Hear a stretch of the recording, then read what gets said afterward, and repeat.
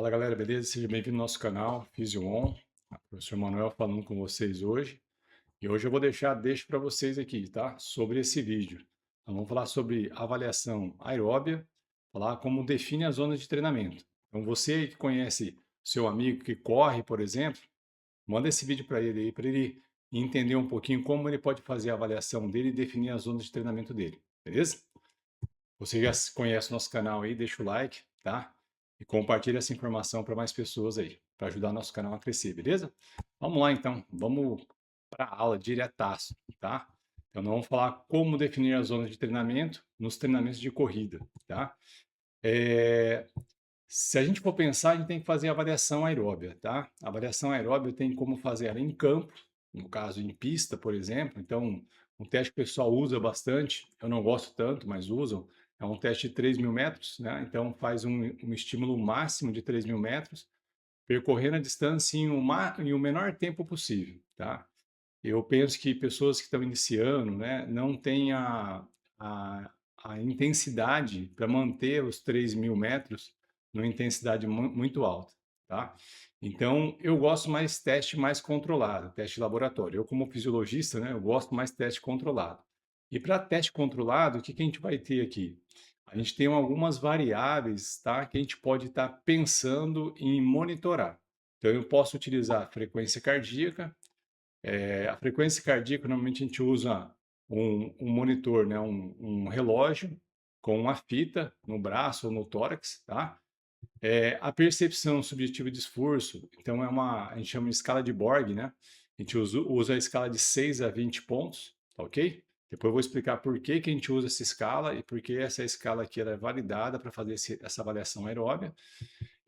A gente consegue fazer coleta de sangue, né? Então aqui na figura está um pouquinho tampado aqui, mas é o lóbulo da orelha. Então essa bolinha aqui que a gente tem na orelha, a gente faz um furinho aqui com a lanceta e coleta uma gotinha de sangue, como se fosse dosar glicose, tá?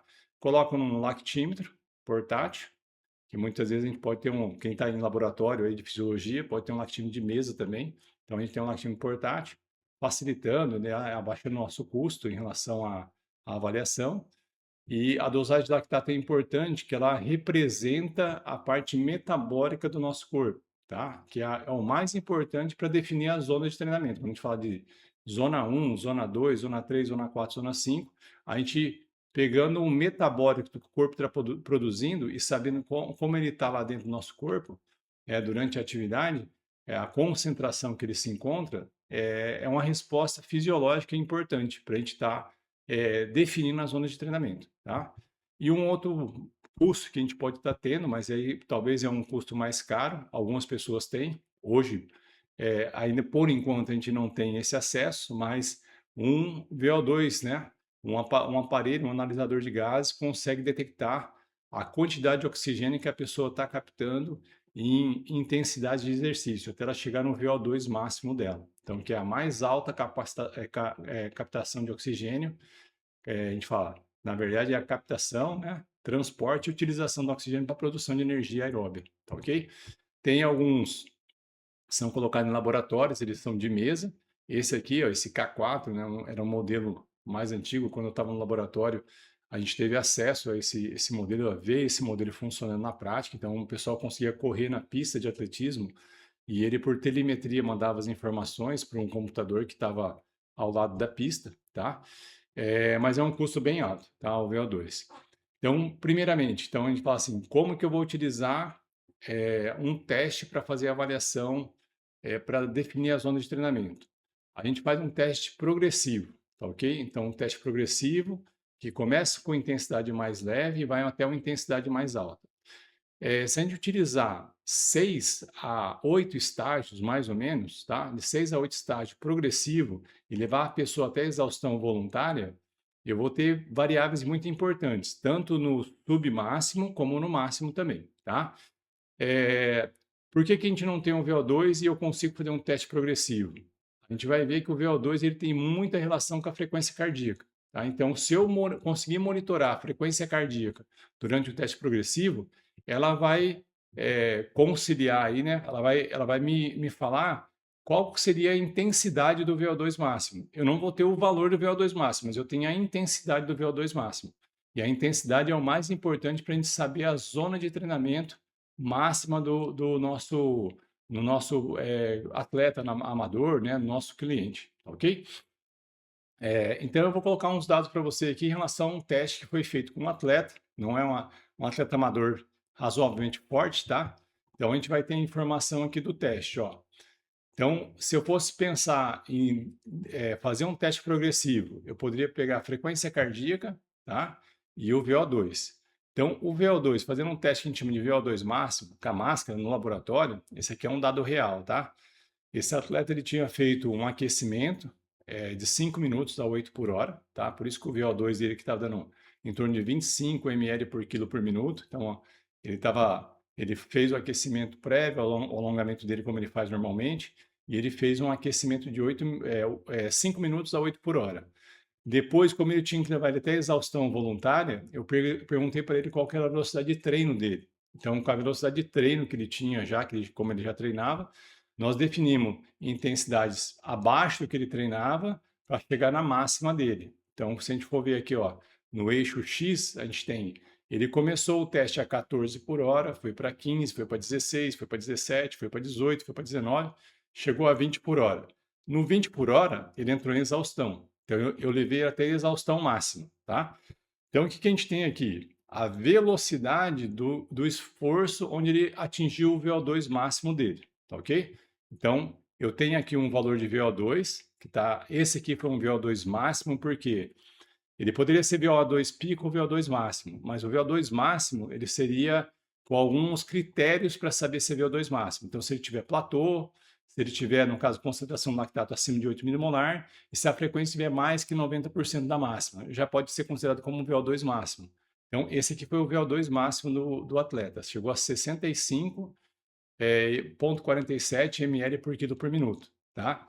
Olha como é que a gente vê, o aumento do VO2, ele aumenta de forma linear, tá? Então, aqui, ó, só esse aqui que estava trotando bem devagarzinho, né? Mas quando ele entrou em intensidades aqui, que ele ficou eu não lembro aqui o tempo, tá? Se a gente coletou sangue ou não.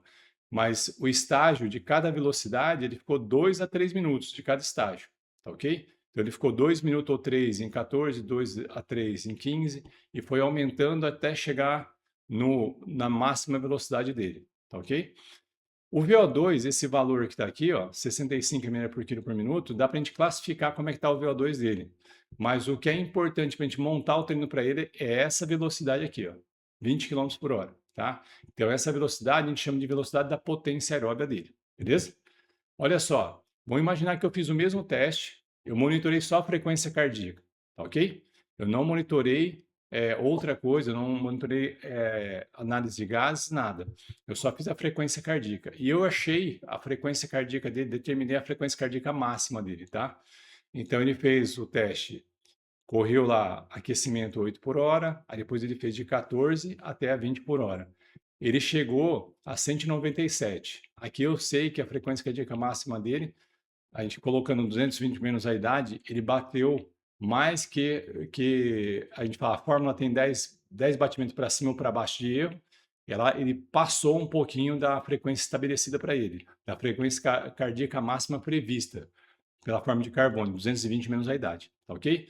Então, como ele chegou mais do que a frequência cardíaca máxima, ele chegou na máxima dele aqui, essa frequência cardíaca máxima, como ele entrou em exaustão, mesmo se eu não tivesse utilizado o analisador de gases, eu ia chegar no mesmo resultado de intensidade. Então, eu tenho a intensidade, que a gente chama do VO2 máximo. Essa intensidade, o pessoal chama de intensidade da potência aeróbia, tá? Então, eu já determinei aqui dessa forma um parâmetro para a gente ver a avaliação aeróbia dele. Eu preciso determinar a potência aeróbia. O outro ponto que a gente vai tentar determinar é a capacidade aeróbia dele, tá? Que vem a ver com o limiar anaeróbio dele, ok? Aí a gente pode fazer duas possibilidades, com coleta de sangue ou sem coleta, tá? Então, vamos lá. Pensando aqui, se eu for pensar utilizar a frequência cardíaca VO2, ó, eu trouxe uma tabela aqui onde tem, mesmo sem a gente utilizar, aqui ele classifica, né, a zona de treinamento em percentual da frequência máxima e percentual do VO2, tá? Eu não gosto muito de utilizar isso aqui, beleza? Depois eu vou falar para vocês um pouquinho sobre isso. Frequência cardíaca máxima, se a pessoa tiver um cara treinado e destreinado, eu prefiro estar utilizando frequência cardíaca de reserva. E olha só que interessante. A frequência cardíaca de reserva, ela tem uma relação mais direta com o VO2 máximo, tá vendo? Então, se eu estou a 70% da frequência de reserva, eu estou a 70% do VO2 máximo, ok? Essa linha verdinha aqui, ó, daqui para cima, eu sei que se eu trabalhar nessa intensidade, eu vou aumentar o condicionamento aeróbio do meu cliente, né, do meu atleta, tá ok? Então, se eu trabalhar 80% aqui da frequência cardíaca máxima, ou 70% da de reserva, eu vou estar trabalhando a condição aeróbica do meu cliente, no caso, ou do meu atleta, beleza? Então, eu posso estar utilizando a frequência cardíaca como uma variável fisiológica para auxiliar no teste progressivo para a gente saber se ele chegou na frequência máxima. Se ele chegou na máxima e chegou na exaustão, eu posso estar utilizando aquela intensidade como a intensidade da potência aeróbica para a gente montar os treinamentos, ok?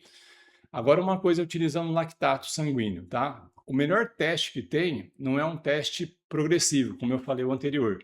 É um teste que a gente chama de carga retangular.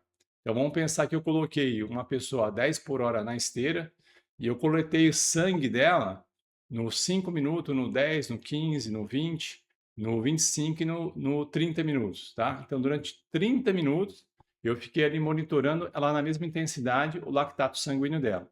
O lactato, ele aumentou um pouquinho e depois ele estabilizou. Só que, para mim determinar a capacidade aeróbica do meu atleta, eu tenho que fazer o quê? Achar a intensidade, quer dizer, na verdade, a mais alta intensidade, onde eu tenho equilíbrio entre produção e remoção de lactato, ok? E essa produção e remoção de lactato, ela é equilibrada, a mais alta intensidade é definida como capacidade aeróbia, ou limiar anaeróbio, tá? Do cara. Então, nessa intensidade, eu sei se eu definir ela, a pessoa consegue fazer de 30 minutos até 60 minutos de esforço, beleza? Então, esse protocolo aqui, retangular, ele é complicado porque eu tenho que fazer vários testes. Um dia eu colocaria 10 por hora. Ah, ele está estável, legal, mas não sei se é o máximo dele. No outro dia eu colocaria 11 por hora. A concentração de lactato dele subiu, mas se manteve estável nos últimos 20 minutos aqui, ó. A outra velocidade, coloquei em outro dia mais um teste, né? O terceiro dia de teste.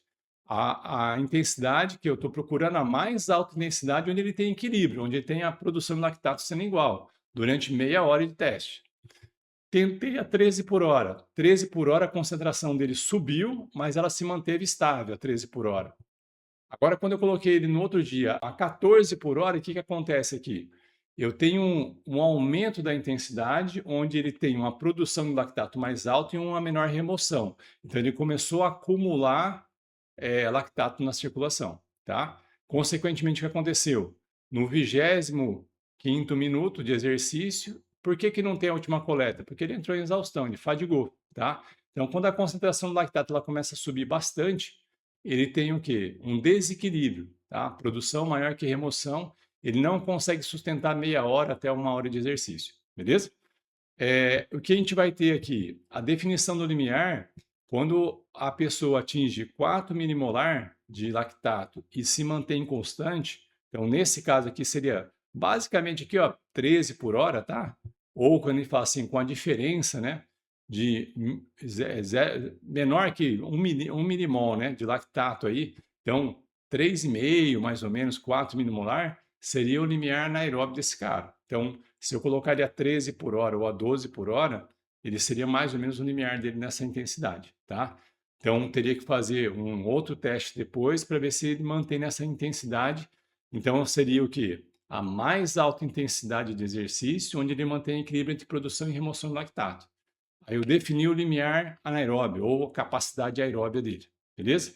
Essa é outra intensidade importante, porque abaixo dessa intensidade vão ser a zona 1 e zona 2. Acima dessa intensidade vai ser a zona 4 e a zona 5, beleza? Tá? Então, esse aqui seria o padrão ouro que a gente tem de avaliação aeróbia. Mas o que a gente for ver aqui, ó, foram 5 dias de teste, várias coletas.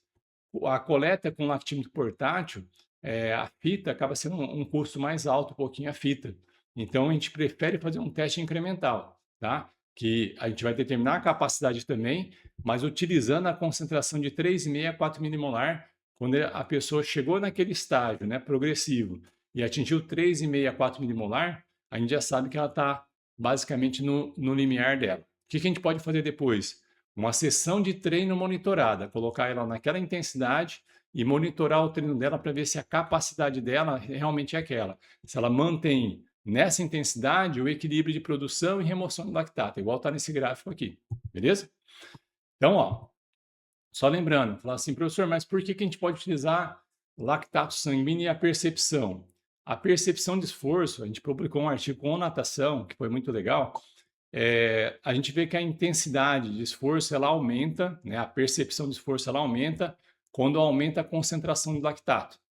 Então, se eu não tiver o lactímetro, por exemplo, eu consigo fazer um teste progressivo e determinar, no caso, a intensidade da capacidade dele? Sim, vai ser subjetivo, mas você consegue determinar. O que você pode fazer? Utilizar a percepção de esforço e quando for um teste progressivo, a pessoa vai começar de um esforço muito leve e ela vai vir para o esforço máximo. Então, a tendência normal, ela utilizando a escala, e aumentando a intensidade que ela vai falando para você a cada estágio que está aumentando a velocidade. E a intensidade do limiar anaeróbio, ela se encontra entre 12 e 14, tá? Então, na percepção de esforço.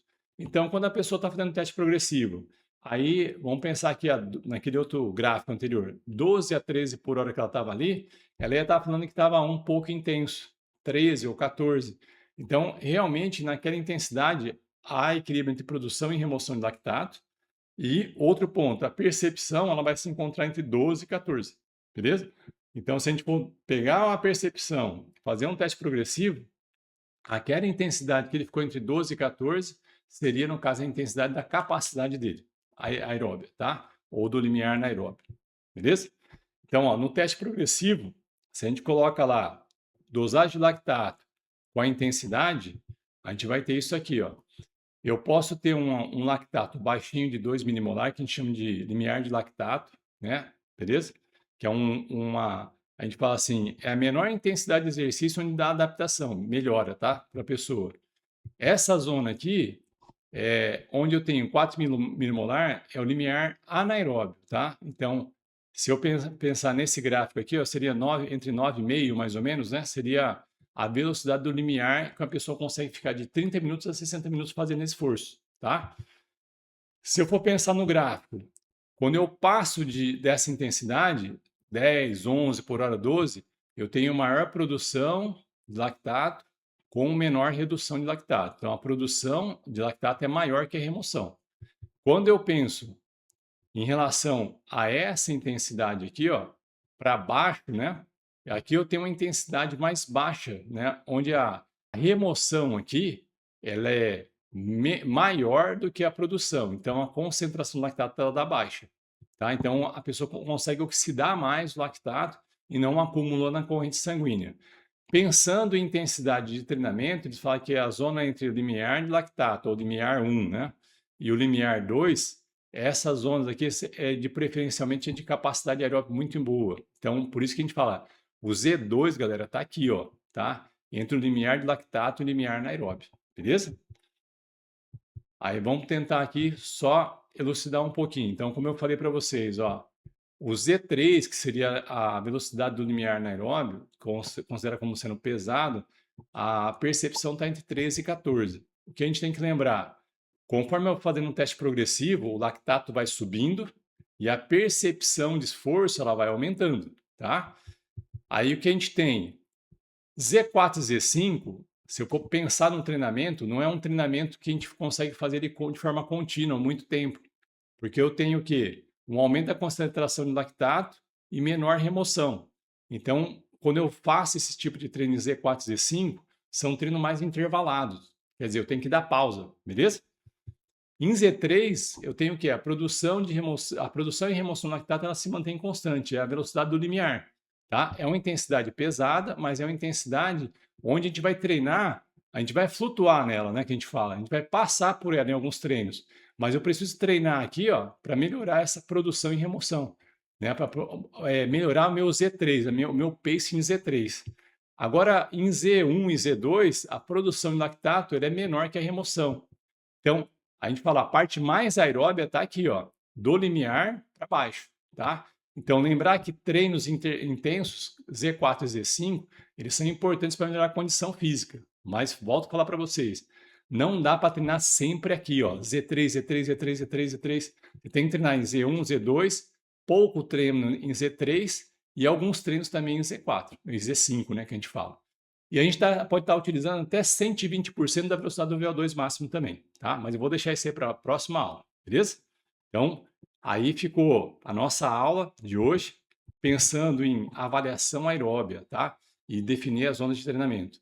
Então, quando eu faço um teste progressivo, eu consigo definir a zona de treinamento, porque eu defini a capacidade aeróbia e defini, no caso, a potência aeróbia. Eu consigo definir o que é Z1, o que é Z2, o que é Z3, o que é Z4, o que é Z5, beleza? Isso aí vai ter mais eficiência no treinamento de vocês e uma resposta melhor para o cliente ou para o atleta, tá? Então, forte abraço aí, fique com Deus, até a próxima aula.